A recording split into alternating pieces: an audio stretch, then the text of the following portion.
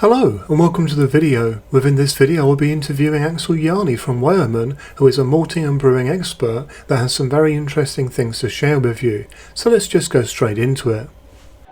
So I'm here at the Weyermann stand. Nice to meet you. Could you introduce yourself and give the viewers at home a little bit of information about Weyermann? Yeah, I'm Axel Jany. I'm a trained brewer and maltster and a brewmaster from Berlin. And my role here at Weyermann is the technical support of our customers around the world and our distribution partners. So in that role, I'm traveling around the world to be at brewers conferences and trade shows.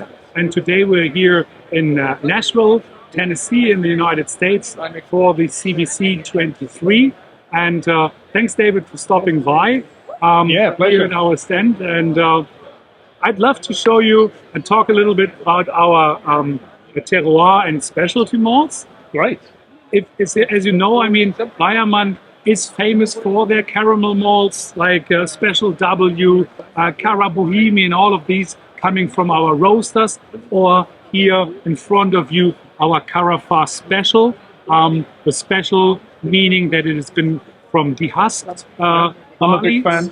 You know, so therefore it is a much gentler than our non-dehusked version of the Carafa. So whatever you want to make into your beers, more into the chocolate note or more in the robust chocolate side of it, you can decide. But what is so exciting at the moment is really that swift from IPAs to lagers, a lot of craft brewers around the world, but also here in the States. And I think it originated here, where the breweries were getting bigger, better equipped, and the knowledge was there to go, yes, let's do a lager, but not as industrial as others. So it needed to be having more focus on what base malt is in it. And so therefore we've got our premium Pilsner, of course, but also some heirloom varieties. Barke was our first, Barke Pilsner, Barke Munich in this case, and Barke Vienna. Then our Eraclea, it's an Italian terroir malt. It's a modern variety malt that really lends itself to making Italian Pilsners very crisp, very high attenuated, very refreshing. So that malt would be for a lager in a hot climate. And here on this side, we have Isaria 1924. It is the oldest two-row spring barley variety of Germany, and we brought it back. So I was when we were starting it, you know, and there were only a few kernels left, and we had to, together with the barley breeder, get them now into production again. So it took a few years, and I thought, okay, but is it different to the Barke? Yes, it is. It is totally different in the aromas, and I think this is the neat thing to explore as a brewer, that you are saying, oh, this is all base, it's just a Pilsner malt. No, it has from its origin, from its seed, such a unique flavor. On Isaria, for example, it is very nutty. It got a robustness to it. It's slightly darker in the color. So for a traditional unfiltered Zeugel-style lager beer, or for a fest beer, this lends itself to a beautiful base malt. So you mentioned about the nutty qualities, and immediately, you know, being an Englishman, I think of Morris Otter and its nutty qualities. How is that different then compared to Morris Otter?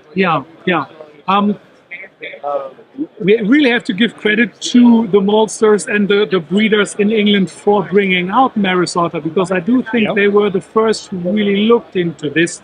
And this is a unique variety from England. And we looked then into the German varieties of that time. And so this was like the beginning of getting these older varieties back. I always compare it a bit to tomatoes. Your grandmother's tomatoes, they were spicy, they were peppery. And then the modern varieties were a bit more like convenient to use maybe, but losing a bit on the complexity. And then this is why these heirloom varieties are really giving something to the beers. And if we would sample this together, you will immediately notice, even though you would eat one base and another one, you'd see and taste the difference in the malt and subsequently in the beers you brew with it. Yeah, I mean, this is one thing that I've noticed actually. If I compare a lot of the malts that I used to use, many, many years ago, decades ago, to the malt now, I find that a lot of the malt in general has less flavour. And I understand that that's to do with the malting process. I mean, obviously the grain now is very, very heavily modified. So at Weyermann, how do you keep the flavour in, but maintain all of the functionality of modern malt? Yeah, I think you will have to look even a little bit further down, or back into the growing cycle. Weyermann teamed up with over 500 local farmers, and they have that trust in us by growing these older varieties. Yes. And they know that we are taking them from them, and they love that relationship, and we love that because it gives that sense of trust that they are producing unique barley varieties for us, and we can then transform them into, or mold them into nice malts. But as you say, when you look at a modern variety, that will give a beautiful Pilsner malt, nicely modified, but with a bit of a one-dimensional sweetness. Yeah, it's even on the, if you know that Weyermann has that famous malt aroma wheel on all of our malts. Yes. We have that aroma wheel, and you see that on that malt that there is a big spike on sweetness, but the other aromas are more lower than in comparison to an older variety where there is more fried aromas. Right. Yeah, I mean, I have to say, as a recipe writer, I find the data that you give on your products really useful. Thanks for that. And very accurate. So I certainly really appreciate that. Yeah. Okay, one last question.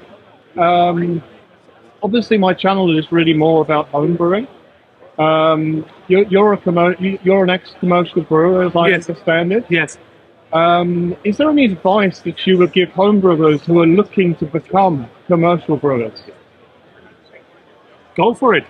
Yeah, go for it. Yeah. I mean, I don't look back. I mean, I'm now 35 years in the brewing industry, and I'm still loving it. And I think I love it more now than when I was trained as a maltster and brewer back in '87. No, it's a great career, and I see this around the world. In Vietnam, there are a lot of brewers from America, which were home brewers, who went to Vietnam to become brewers in smaller breweries, for example. Right. I noticed they found it quite unique how many home brewers from the US are now brewing commercial beers, for example, in Asia. Wow. And and as you know, sometimes when you have a hobby, you're going much more enthusiastically into this than if you do it as a pro.